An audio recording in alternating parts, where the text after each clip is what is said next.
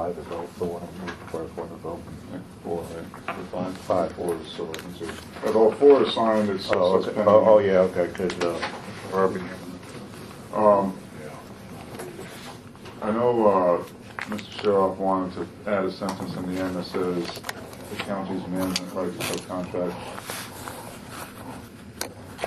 And so it would read, except as modified by this agreement, the county expressly reserves and retains without exception or limitation those management rights granted excuse me, to the county as a Florida public entity. And it seems like it's missing a word there. And the county's management right to subcontract. It's to just say the county's management right to subcontract is kind of like missing something grammatically. But I checked with our attorney, and he said that if we're going to shine a spotlight on the county's management right to subcontract, then we need to shine a spotlight on the fact that we are not waiving our right to demand impact bargaining. If there is, in other words, it makes sense to just leave it alone. We have a state statute that covers what the management rights are. Mm-hmm. And so I know Jim wanted to say, well, we got to make sure there's just no question about our management right to subcontract. Well, your inherent rights to subcontract under the state statute are there, whether or not it says it. But if you're going to shine a spotlight on that, we're going to shine a spotlight on that. We don't, again, have any impediment or restriction on our right to demand impact bargaining. Yeah, so it's either both in or both out. Right. The next one is 5, monetary benefits and past practices. I have in my copy about adding a new letter D that says was discontinued in the year prior to ratification. And my understanding was that the county That's would. what we suggested. Yeah, you suggested that, but it was in lieu of we have a problem with the final paragraph. Mm-hmm. And so if we can have D in there and strike the final paragraph, we can TA that today. Yeah, and the D would say was discontinued within 1 year of ratification. Right. Was discontinued in the year prior to ratification, what I got. But, in the year, okay. And obviously, if something has, and that's all our concern is that there's going to be a last-minute scramble and stuff. But if it's a year old, then I think it's kind of hard for us to even win a case anyway. Okay, and then we add that, and then we delete that last paragraph. Correct. And then we can TA that. If that's, I thought that's what we were. I thought so too. Right. I can get, on next break, I can get Dorian to type that up. Okay. 6 TA, 7, 8, TA 9. 9 is the union dues deduction article. And again, that's still on hold. We're not opposed to agreeing to that if we can get We have a whole thing. get the whole shebang. Bargain unit work. We had some discussion about eliminating that second paragraph because it ties into the management right thing. So if the second paragraph that's underlined is deleted, and then I thought the last section when the county's emergency operations center is activated would take the place of all this tropical storm and all this stuff. That's what I thought we had talked about, change something to your C activation. Yeah, last meeting we agreed, when it's activated, that's it. It's kind of hard for you guys to read on it, I guess, right? Because I wrote it in pencil. So Yeah, when the county emergency operations center is activated, would take the place of that whole last underlined change. So everything else is okay, and then... Well, no, not everything else is okay. Oh, We still have the reduce of overtime issue, which is, but if we can get it cleaned up as close as we can, if that's just the, Okay. that would be useful, I think. Or we can Okay. just- So we're eliminating from the word when the county is under a hurricane, and then adding the when the account. county emergency operations center is activated. Okay. And also eliminating that second, or deleting that second paragraph It says nothing in this agreement can be construed as a waiver. Because it's talking about management rights, which you already have an article to address management rights. That's what we ping-pong back and forth, and when we came to that point, we went back to Okay, but you're not, we still have the same sticking point though. the same sticking point, and this just doesn't seem fair, Robert. I mean, I don't understand how, the county can just, I don't even think it's fair to the management person, believe it or not. You got a guy who's on salary, and he's in the capacity of a supervisor.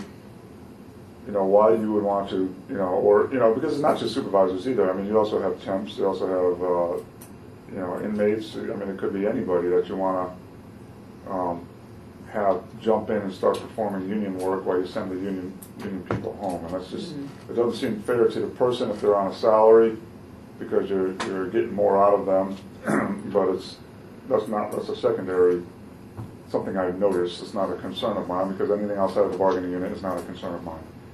But it is definitely unfair to the bargaining unit employees where they're being sent home and told that, you know what, I can't pay you overtime even though I need more work to be performed.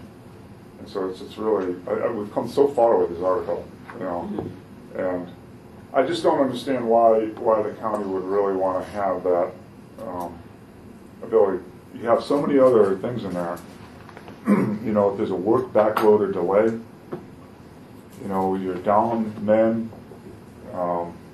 something has happened, you're back, I mean, you have several temporary reduction of the workforce. You shifted a bunch of people over. You have a right to have management people do bargaining unit work. I mean, you have a lot of latitude in this thing. In an emergency situation, when you're training somebody, but the very specific pointed purpose is to, in our opinion, to beat a man out of his overtime. It's But just, see, you're acting like overtime is an entitlement. And it's not. Overtime has been cut out of so many budgets with, the fiscal situation we're in.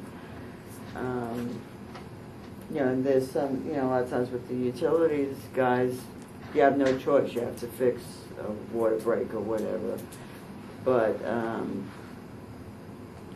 if we can eliminate overtime, that's part of our duty is to save taxpayers money. you can reduce and avoid overtime all you want, but you're not going to take non-bargaining people to perform the work of bargaining people to do that. That's the big 180-mile difference, because you're right. You're absolutely right that overtime is not an entitlement.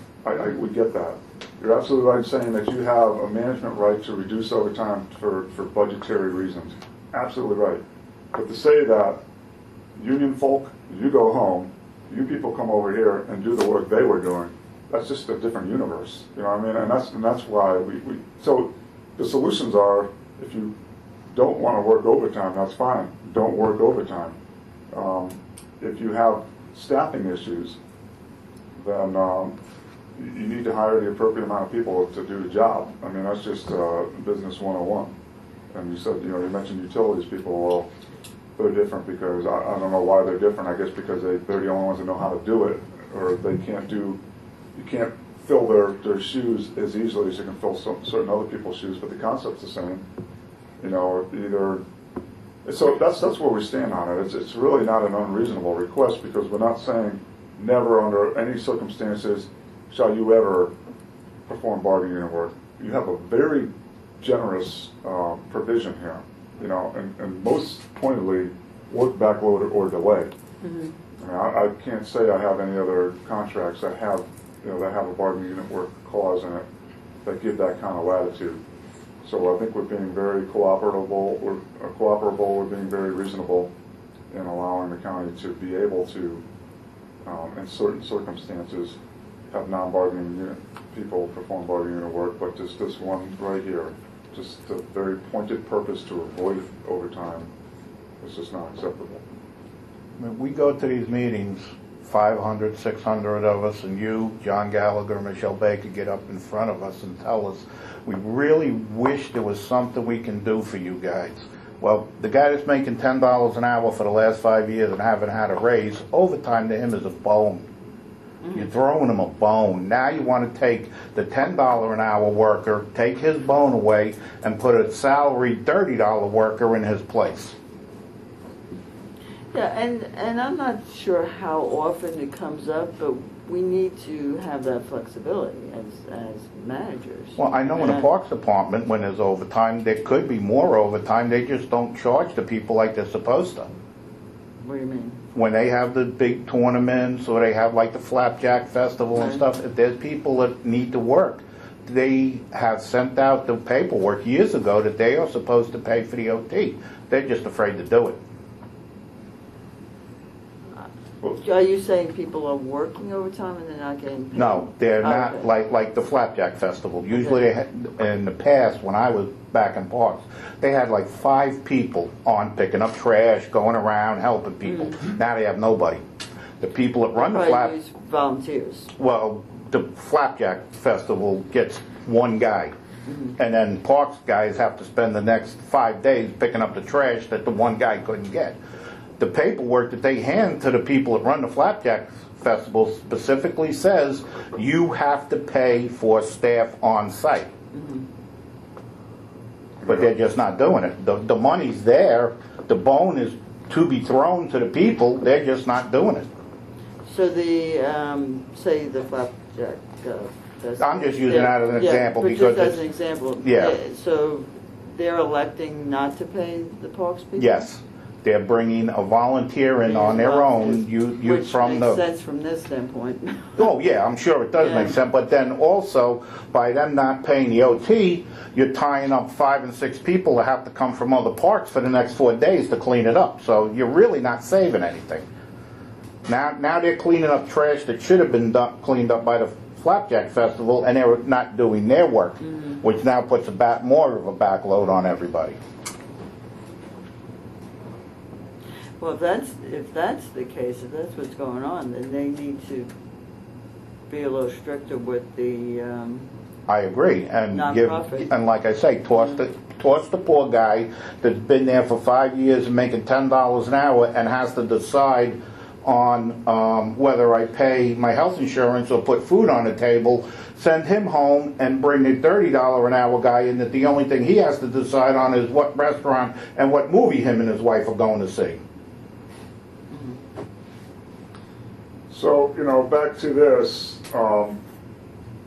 again, if you read that entire paragraph from the beginning, a non-bargaining unit county employee or contractor may temporarily perform tasks normally assigned to a bargaining unit employee when there's a work backload or delay, when there's a temporary reduction of the workforce, there's an emergency situation, when there's instruction or training, when the county emergency operations center is activated, and that kind of is covered under emergency situation, but if you felt that it needs to be repeated, then, so be it. well, the difference is like a water main break versus an activation of it, yes. Yeah, I guess it could be argued that a tropical storm is not an emergency, but a pipe break is. So that's probably how the purpose to really Yeah, well, consider an act, a nature, an act of God or a weather event.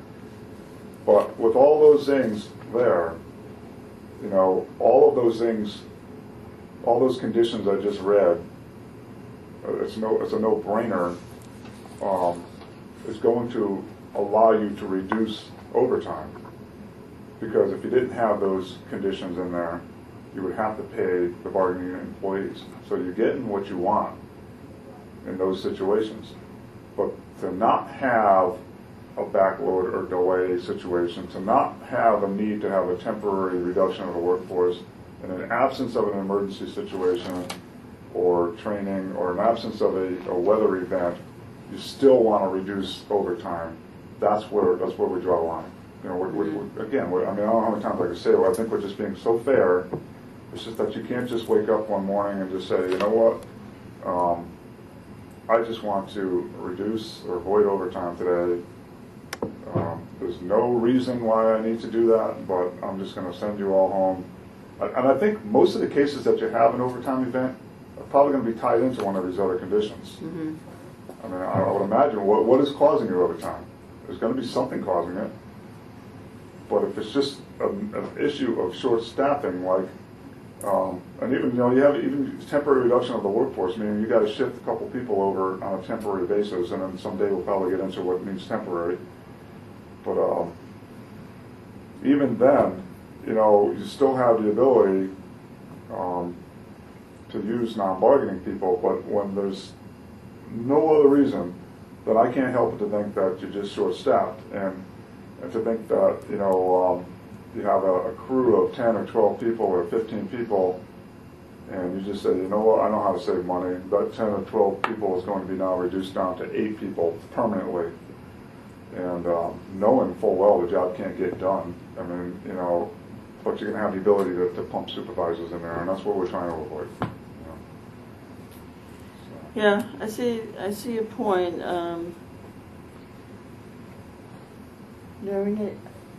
I need to see how often that comes up out there. I really don't. Don't know. They usually use flex time or comp time. Well, it's not supposed to be using comp time. They use flex time or comp time to what? To send people home?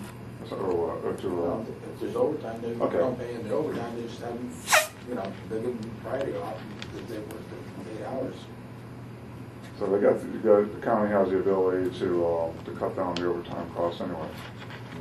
But see, and that's a good example.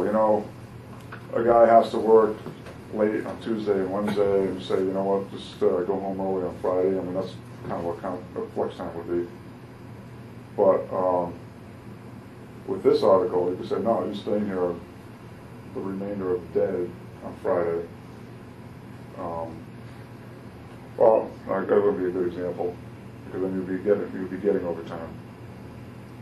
A guy has a benefit if he's staying late on Tuesday and staying late on Wednesday, and this economic situation, he's probably expecting to not, hit the overtime threshold or get beyond that. But at least he knows he's getting off early on Friday.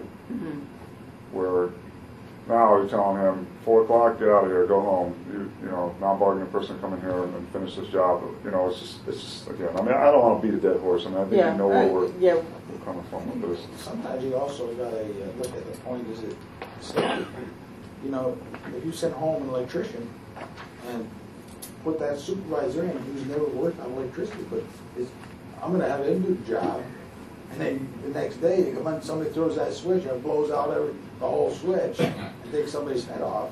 Well, I'm not saying I'm going to that's extreme. Yeah, I'm but going to assume that they're we not. have cowboys that do that. Yeah. Well, that's not something that should be going on out there. I can't say that it has never happened, but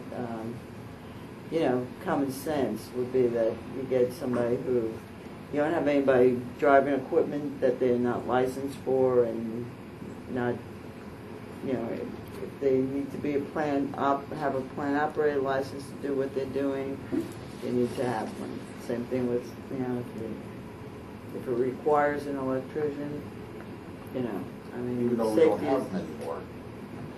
well, they have a different title, but, Yeah. There's still electricians on here. But I think also, Barbara, you're referring to unanticipated events, like in a water main break.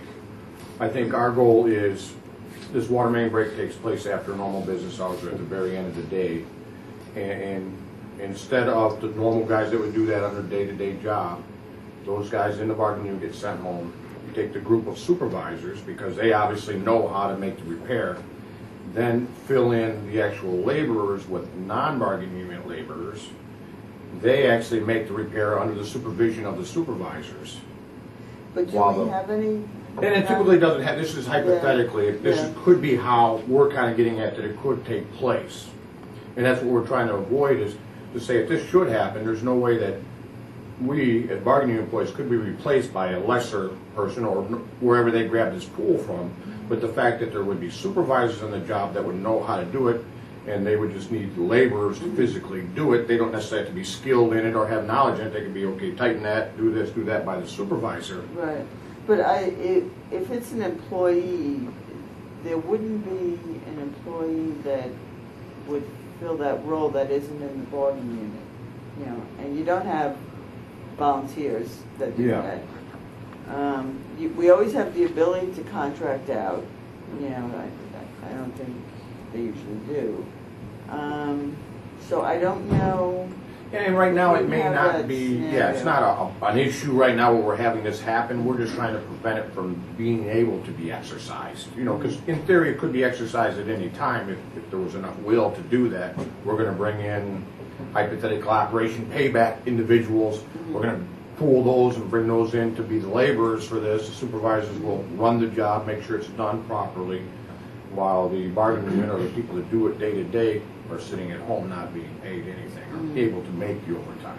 Yeah, I mean, it's always, you know, say if it's a contract out issue, it's always, okay, which is cheaper? And that's, you know, we're spending the taxpayers' money, so we need to always look at, you know, whether you're looking at a division or a specific job. That's something that should always be considered. But, you know, we have 2,000 employees for a reason. You know, that's the number of employees at this time that we feel we need. So, you know, to circumvent that on a regular basis, Yeah. I don't see that. And currently, everything that we have contracted is stuff that's really a larger scope than what myself and maintenance, what we Right. need, because we've got a lot of little fires going on. If we were to get into this large scope of work, we wouldn't be able to do this other work, so it really needs to be contracted out because they Right. have the equipment and the better ability to take on a large Yeah. job. Yeah, And we don't really question it, because it's completely understandable that certain things you do need outside contractors to come in and fulfill. It's just too large of a scope of work for us. Yeah. A fine example of that is, you know, some trucking companies, you know, we have mechanics, but the mechanics mostly do preventive maintenance and stuff like that. Right. When you have an engine rebuild, they're just not set up for it. Or So- body work. Yeah. Yeah, Well, yeah, they do but some body we work, but yeah, we I mean, contract out the they'll body job work. out a major job to Yeah. a vendor, and then it'll come back, and then maybe you know, but, you know, we just don't know what's on the horizon. We don't know who the new county administrator is going to be. We don't know if, hypothetically, a new county administrator can come in and whisper in all these county commissioners' ears how he's going to make huge savings in labor. You know, it just could happen. And well, how is that? Well, I found this little loophole in Article 10 that there's nothing preventing me, you know, from doing these rolling reductions in the workforce and swamp the place with temps, you know, and like you said, you know, well, it makes sense fiscally, and you have a 2,000 person workforce now. Well, whose decision was that to maintain the 2,000 person workforce? I would imagine Gallagher ultimately. Gallagher's gone. Well, who's the next person? Gallagher recommends to the commissioners. Right, but who's the next person say, oh, no, you guys are way overstaffed, and I can show you how we can get around this, and that's what we're trying to avoid. We're just trying to protect what we have, you know, and it's never an issue until it becomes an issue, kind of like layoff language. You know, I've said this 100 times, but you know, we have contracts that have layoff language in them that have never been used for 20 years until these last couple of years. You know, we're blowing the dust off it and seeing what it means, because now it's relevant. It's never been relevant before. And so, even though looking backwards, you've always had a 2,000 person workforce, or at least for the last, you know, several years, that could change tomorrow, you know, and so we're not trying to get away with something. We're just trying to protect ourselves. No, I understand. Now, the good news is, for, Gallagher's leaving. I'm just kidding. 29 days. So there's an article to stay on a few extra days if they need them. Yeah. yeah, the unions were not happy when that article came out. But Well, anyway, what's the good news? well, the good news is we do a tremendous amount of work with a relatively small number of employees. You know, if you look at the surrounding counties like Hillsborough and Pinellas, you know, they have. Yeah, their density is through the roof compared to, I mean, isn't it tied into how many people per acre and everything else, and, Well, ours are more spread out, so you would think that we would have more employees. I would think, anyway. You would think, yeah. Yeah, You know as well as we do, right now, we're all shorthanded, yeah. big time. Yeah, but you compare any of our departments against Hillsborough or Pinellas, and they have Way more. way more. I mean, I don't know what the hell. I'm just That's looking been at the it case. in a 2-acre square in St. Petersburg, how many houses, how many sewer drains, how many utilities, the density, it's just a lot, and then the revenue obviously is considerably higher too. You have more parcels paying taxes, you have less 1-acre spreads and, the mill rate's different. I mean, it's all relative. I just don't think it's necessarily accurate to just compare, and same with going up further north, Hernando and Citrus. I mean, the further up you go, the less density there is. And I understand, you gotta drive more, you gotta spend more time going to places, and that consumes a lot of time and energy. But, I don't know how you can compare without doing a tremendous amount of, research, I guess, is whether you're staffed more or, less or greater than surrounding counties. I don't know how, I'm sure someone could figure that out, but. Well, they do that coding study, I don't know what all that entails, but I know that's normally what they do, the coding study, right? Yeah, we compare the pay ranges, job titles. Yeah, but I'm just talking about staffing levels. I mean, Yeah, that's staffing, Yeah. I mean, again, how many more problems are you going to have, in a smaller area when the density's there, and you just have more of everything. Yeah, but when we go to these classes and we run into guys from Hillsborough and Pinellas and we tell them how many lift stations and plants that we got and how many guys we got doing it, they're blown away. They can't Really? believe it. Oh yeah, they're like, you Yeah. kidding And us? How do you guys survive? It's that way, if we compare personnel departments, it's like, Well, I'm sure it's a yeah, small it's the amount same in way. comparisons. Utilities, but pick a Every department. department, not just everybody in here, it's the Yeah. same way. You had something. Libraries. Just wanted, I don't know how much say you have in contracting and all that, but what I see here, like when we install an air conditioner, for instance, we do it to the best of our ability, we do it by the book, we want it to last, we do it as cheap as we can. We have a contractor right now putting a 30-ton unit in because it was more than we could really handle and keep up with everything else. Right. He's a nightmare. All I'm saying is, a lot of the employees really care about their job, they're trying to do a great job, and contracting out, it might look good on paper sometimes to save a buck, but the aggravation factor and what you're in for later, I think it actually costs the county money.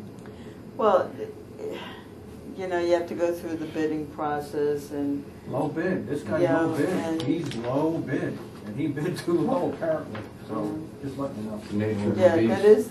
that is the downfall, there's no doubt about that. And yet sometimes I work out, but I'm saying, a lot of times it's ridiculous what we have to go through. You have to stay on, you have to watch what they're doing, because we have to live with the equipment after they put it in. Right. Yeah, we usually say we go behind the contractors. Oh my and, God, Fix, yeah, it's unbelievable.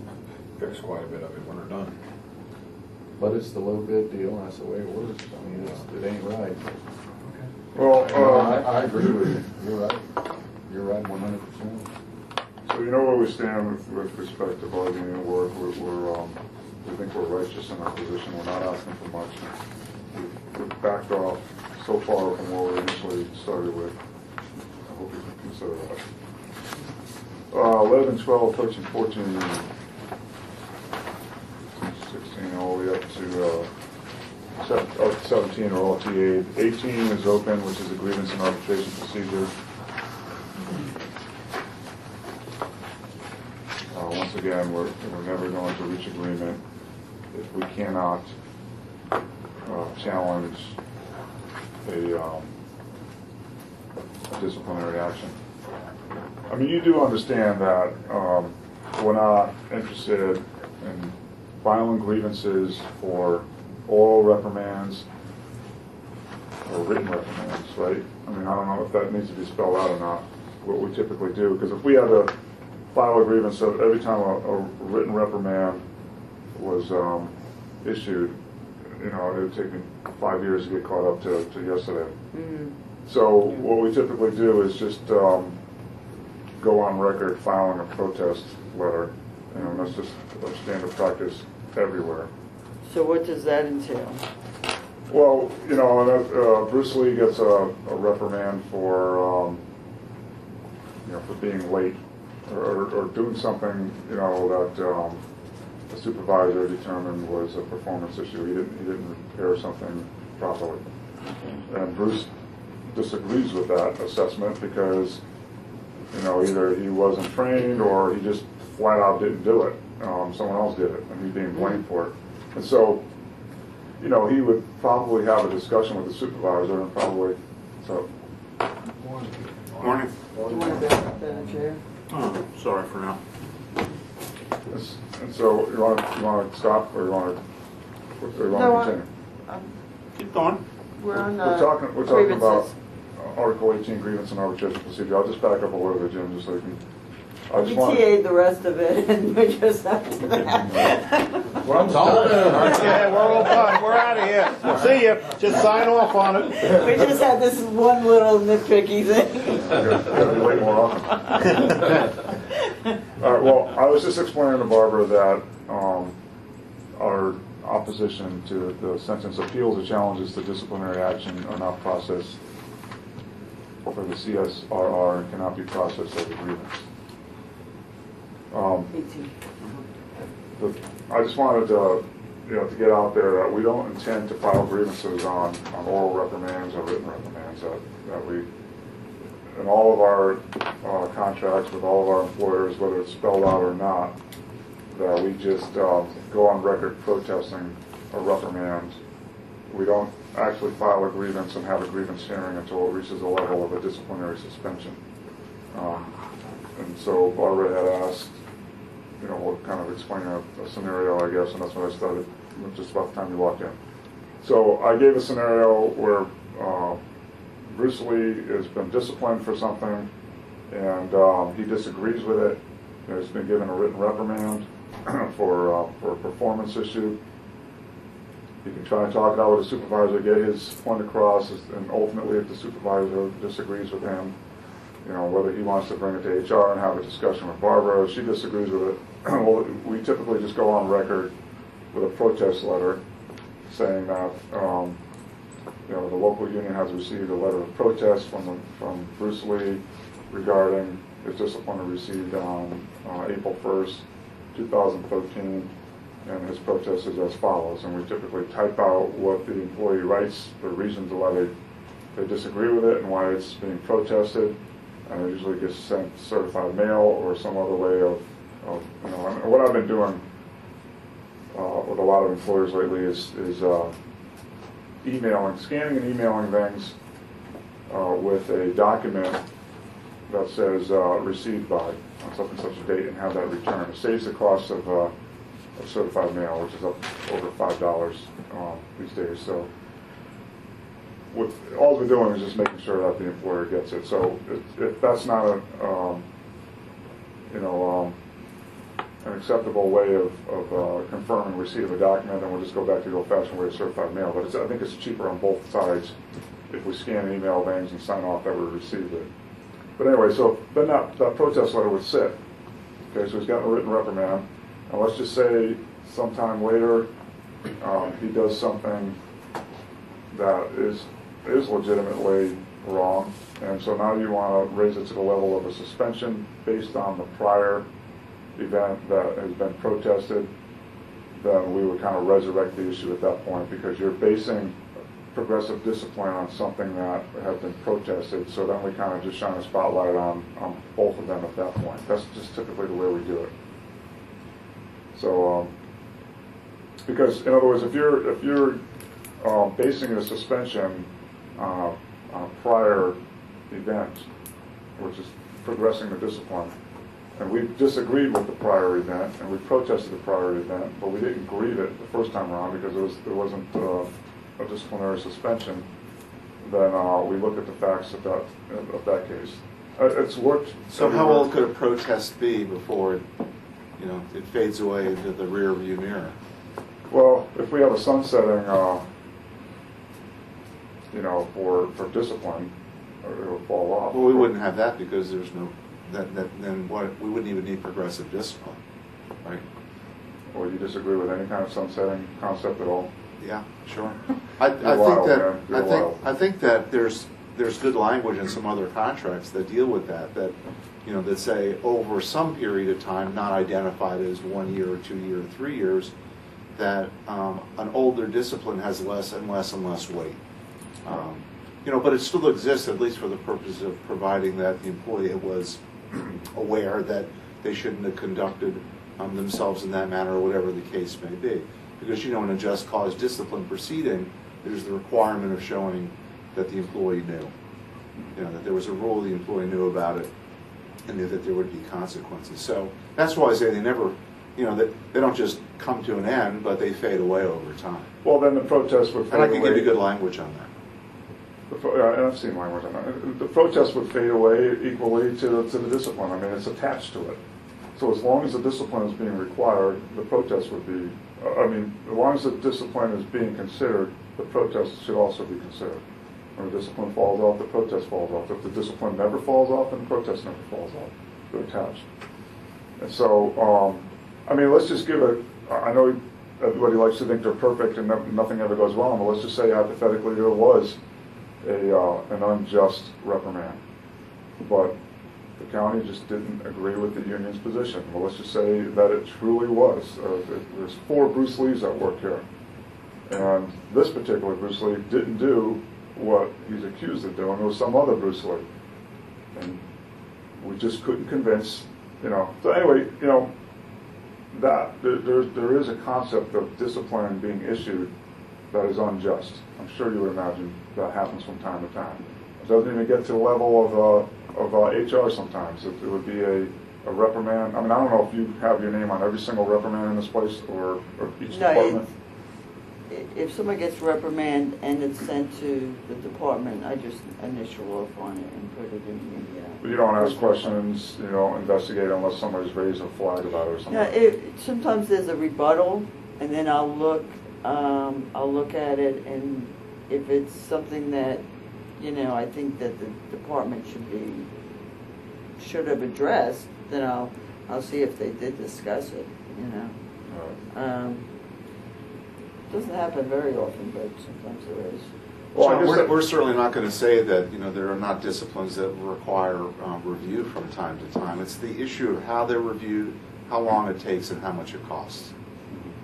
So that we're not tied up in a constant. So that Barbara doesn't need a disciplinary review subdivision of her department, staffed by 10 people. Well, and I understand that, and I don't want to drift too far from the reason I'm even bringing any of this up. It's just that I want it to be clear that we don't plan, because your proposal is that any disciplinary action cannot be grieved. Any of it. I'm just conveying that the only disciplinary actions that would be grieved by the local union would be ones that have risen to the level of a suspension or a discharge. The last time we bargained, we started off with a position that would separated grievances, disputes over interpretation of the contract, from disciplinary appeals. And we talked about that for a significant amount of time with you, and then finally got to the point where it was clear we were not going to reach agreement on it, and therefore there's no reference to disciplinary appeals in the collective bargaining agreement. It seems to me what you're talking about is, you're still hung up, I think, on the concept of calling it agreements, but if you switch the terminology of what you're looking for, it's really a process for disciplinary appeal.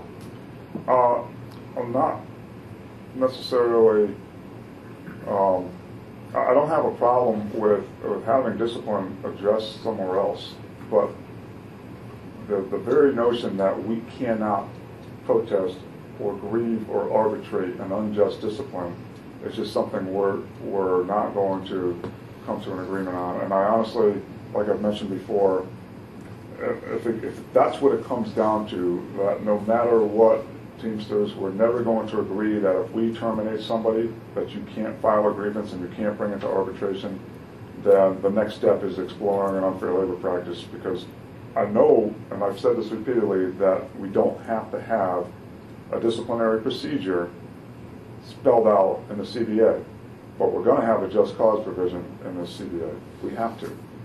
And so when just cause doesn't exist and you've terminated somebody, then we have a violation. of the contract. We have a violation of CBA, so that becomes a language dispute, because we have language that says you cannot terminate an employee without or discipline an employee without just cause. And our position is that you have. Well, then we have a violation of the agreement, and so we need to have recourse for that. Because theoretically, in absence of that, then you can terminate every single person in the bargaining unit, and we would never have a thing to say about it. And I understand that would probably never happen, but conceptually and theoretically, you would be able to. We would never be able to file a grievance on an unjust termination. So the way we get to that end is up for debate. I guess I'm not hung up on anything. I'm basically telling you how we have to have our contract read, that there's going to have to be a just cause provision, and that we have to have the ability to grieve and arbitrate what we believe a violation of that provision. So whether it's referenced in the grievance and arbitration procedure or not, it has to be in here somewhere. The last time we talked about it, we talked about a concept of distinguishing between minor and major discipline. Now, it sounds to me like what your concept of minor is a written reprimand and nothing else. Well, what is your concept of minor? Some suspension without pay up to a certain level before it becomes major.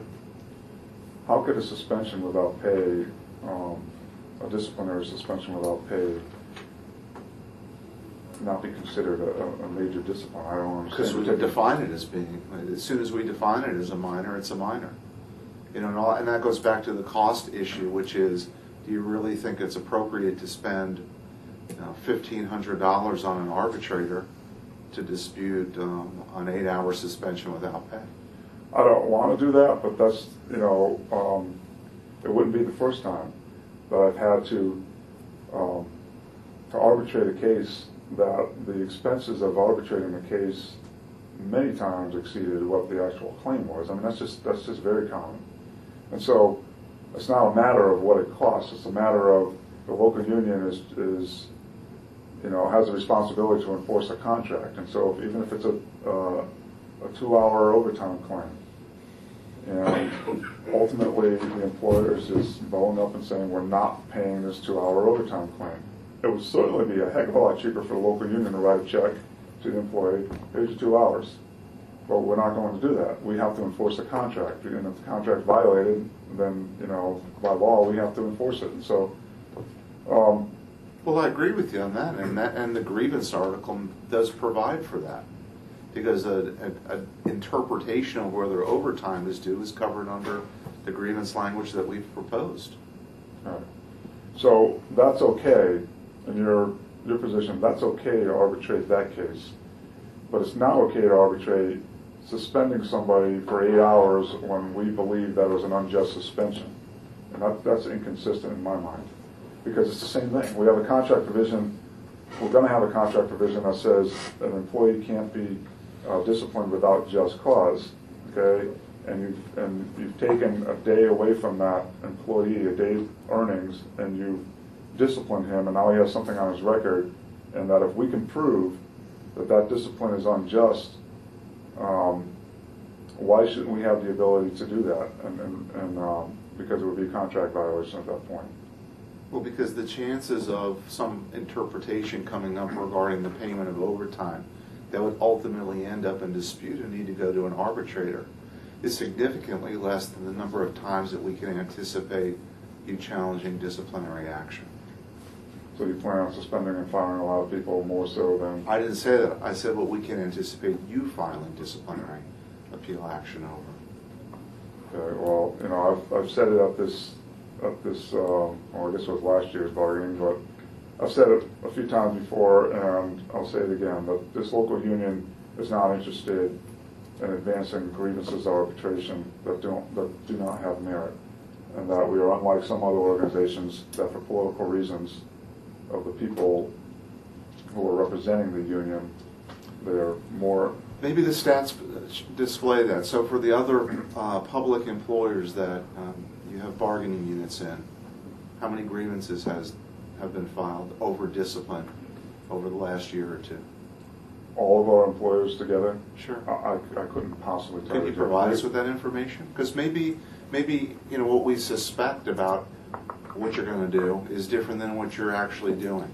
And if you'd share that information with us, I mean, obviously, we could call around each public entity and find out the answer to that. But if that's something that you have in one spot, I'm sure you keep records on that type of thing. Yeah, well, we have, 5 different business agents, we have 35 different employers, and there's a lot of traffic. UPS is a major chunk of that, and it's a whole different world with UPS. It's a private employer that we're at war with, constantly. They do things that make no sense, and so cases are arbitrated. We have grievance, committees, so it's not an arbitration, but it goes to a grievance committee, and the case is settled there, and people are put back to work all the time with full back pay because the company just doesn't seem to want to do things the right way, but that's just the way UPS is, and so I don't think it's necessarily, actually, that would help my cause, if anything, to say how many arbitrations we went to. Yes, that's what we're interested in. Right. That's where the cost is. Right. I mean, I could tell you, with Hernando County, I think we've only had one arbitration over a discharged employee in the last couple of years, in our first term of our first contract. I know with Citrus County School Board, we had one, and the union lost it. Getting back to the Hernando County, the union won that particular arbitration. And Citrus County BOCC had, we're talking about 1 year, or how? Just a year or two, whatever you. Yeah, I think it was about 3 years ago. In Citrus County BOCC, I had one. I had 2 cases that went to arbitration. I settled one, put the girl back to work before we went to. Actually, we had 2 cases that were scheduled for arbitration. We won the first case, and the second one they just put her back. And that's it. I mean, I don't have a huge. There's been quite a few. Suspensions that get to, they have a predetermination, which shows the purpose of the grievance procedure, and that's why I'm not opposed to having predetermination conferences. And then if the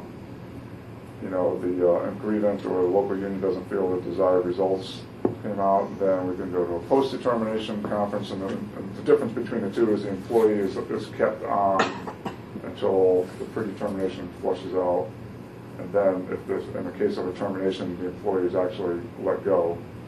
And then we have the post-determination, and quite often we go to the post-determination level, and we either settle the matter by getting the employee put back to work, or if it doesn't make it past the post-determination, then I've withdrawn at least one grievance in the last year over a termination. Our concern is in part monetary. There's an administrative side of having to deal with disciplinary appeals as well. But ultimately, when we're looking at the issue, we first focused on the cost of arbitration. And we get mixed messages from you across the table and in your correspondence. And but we look at you as being the Teamsters, right? And so whatever the mindset is that you have with respect to dealing with us, that might be the mindset you're going to bring to the evaluation of discipline as well. But you may not be the Teamsters. I mean, it may be that the process by which the Teamsters actually evaluates discipline for the purposes of taking on appeal may be different. And so I ask about the other employers, what the record is there, because that might give us some insight. Well, I think I just described, over 3 public sector bargaining units in neighboring counties, to have in the last 3 years 2 go to arbitration, and I've backed off. In other words, we fought up until to where it would have gone to arbitration. I've backed off on at least 2 cases where I said we didn't have, in my mind, in my evaluation, the evidence to succeed in an arbitration. It was just unlikely to do it, and so explain to the employee that, that's just based on the evidence that the employer has, that an outcome that we'd be happy with is highly unlikely. We're not going to spend the resources. We just can't do it, And so I think that record of what I just explained, and I am truthful, that you should be assured. I mean, compare that to I don't know what the firefighters, if they arbitrate every little thing they can, I have no idea. But one thing you won't find from us is, like I mentioned earlier, I'm not elected as a business representative. I'm not an officer of the local union. I'm hired as a business agent and appointed by the principal officer. So if Doug Hecht has done something horribly wrong and he gets terminated for it, and we go through up to the stage where now we got to make a $100 decision, or we're going to pull the trigger on arbitration, or we're not. And I explain to him, listen, it's not that I don't want to help you, but we can't. Based on the evidence, this is what happened. We're not willing to budge on it. We're not going to win an arbitration, and I can't justify. I don't have to worry about Doug Hecht going around and getting me unelected for something. And that is what happens with ATU. I've seen it happen with PDA. I've seen it happen with firefighters. That the officers of the local union are rank and file employees, and they better take that case because there's a whole room full of people. You better take it. But it's I don't care. You better take it. And I've seen them get into financial problems going to arbitration after arbitration with cases that are just losers because they have to do it because of pressure put on them. And so that's the advantage that the Teamsters have, in my opinion, that we're disconnected from that a little bit. We look at things professionally, and if we have a case, we have a case. If we don't, we don't. We just don't file frivolous grievances. We don't move forward to arbitration with cases that we don't believe we're going to win. And so that combined, and I've been consistent with that message. It's not the first time I've said this. And combined with the low amount of cases that we've had arbitrated in neighboring bargaining units, I don't think that you should be concerned about us changing course and arbitrating every little thing to try and bankrupt the county. That's just not going to happen. Well, I think we need to see who the next administrator is to make that decision. Because at this point, the administrator is the one that makes the final decision. And, so I think we need to see what direction the board's making on that. But something you said, I just need a clarification from a timeline standpoint. You said something about pre-conference, and if the person's terminated, they're not terminated, until after. How does that work? I'm just describing Citrus County VOCC, which has, you can use that system or don't use that system. I'm not even advocating. I'm just describing the way they do it. Well, I'm just wondering how it works. Like, if I terminate somebody today, I don't know that they're appealing for, it could be 2 weeks, but they're terminated today. So how does that work? Because there's those steps and everything, Like, how do I know, okay, they're being terminated, but they're still here? This is the way they do it. Right. Okay, again, this is not a Teamster function. The way Citrus County VOCC does it, if somebody's done something worthy of a termination on the spot, okay, or even if they believe it's worthy of a termination on the spot, but they have to investigate a little bit further, they'll take the person out of service and they'll say, listen, you're being suspended pending investigation, or you're being terminated at this point, but you still have I guess we wouldn't have a predetermination conference if they've already made a decision to terminate. But they have taken people out of service, and it would be an administrative suspension pending the outcome of the predetermination conference. So we meet at the predetermination conference. A person could have been off work for a week or so.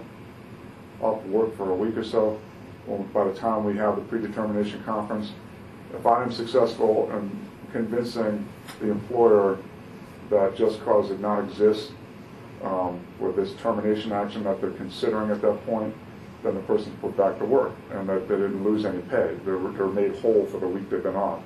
If the county says, no, I'm sorry, union, I hear your arguments, but I disagree with you, the hearing officer, who's just a director, they rotate, different department directors to serve as a hearing officer. He has a few days to make a decision, and then he listens to the union's arguments, he listens to the department director who's responsible for ultimately supporting the recommendation. It's a recommendation at that point to terminate somebody. And then he comes back and says, I agree with the department director, I don't agree with you, union. I am upholding the decision to terminate